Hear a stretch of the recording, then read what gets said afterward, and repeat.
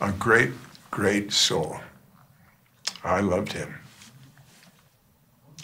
And when the general authorities would come back, you see, and report that they'd been somewhere, they'd always say, now, I promised the people that I'd tell you that they love you. And well, I felt that, and everyone felt it. And I loved him and felt his love for me. The hallmark will be the individual concern, like the Savior, going out to the poor, the sick, whoever. And worldwide, the fact that he loved Samoa, he loved the saints in Germany, he loved all across the world people. They loved him, by the way, and they felt that. But I think that'll be left, the idea of, I think it's more than the individual, it's all individuals. Always optimistic, so that whenever something is brought to him as being a disaster or a difficulty, no reaction at all. Just generally looking at conditions, always deciding on principle, not on the immediate circumstances. Perfect for a tumultuous world. There was no tumult in him. He was steady and calm, and let's just go forward.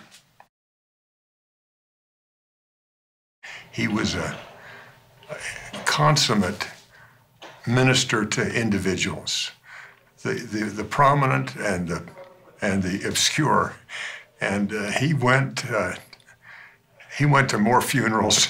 In fact, there'd be weeks when he'd do 2 or 3 funerals, and they would be people that he knew only vaguely or just a little bit of, but he went as if they were dear friends. Some of the hallmarks of his service was that he knew from experience how to give counsel in almost every situation that would run into in the church. As a young member of the 12, I can't imagine how many committees he was on that did things that have set the course of the church for generations. He was in those as a very young man, and they always gave him a kind of perspective when everyone wanted to change something, or let's change this. He'd say, well, remember, this has worked for a long time, and he had a long experience of what worked and what didn't work in the church, both for individuals and for organizations. He was just always pleasant and quick in conversation, quick in listening to anything, in seeing not funny. He was not funny, but he saw humor, and he would lighten almost any situation he was in that I so appreciated when things were difficult.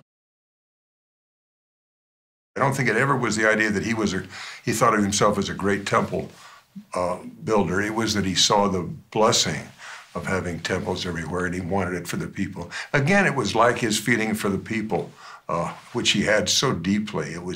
He wanted to have as many people in as many places where they could have the blessings of the temple. He loved the cultures of the world and deeply respected them, and particularly the faith of the people. I think if there's a common thread in the way he looked at the people, the members of the church everywhere, was how this group of people and this group of people, how faithful they were. He tells stories of the faithfulness of the saints here and the faithfulness of the saints there. So that's how he loved them and admired them and praised them often.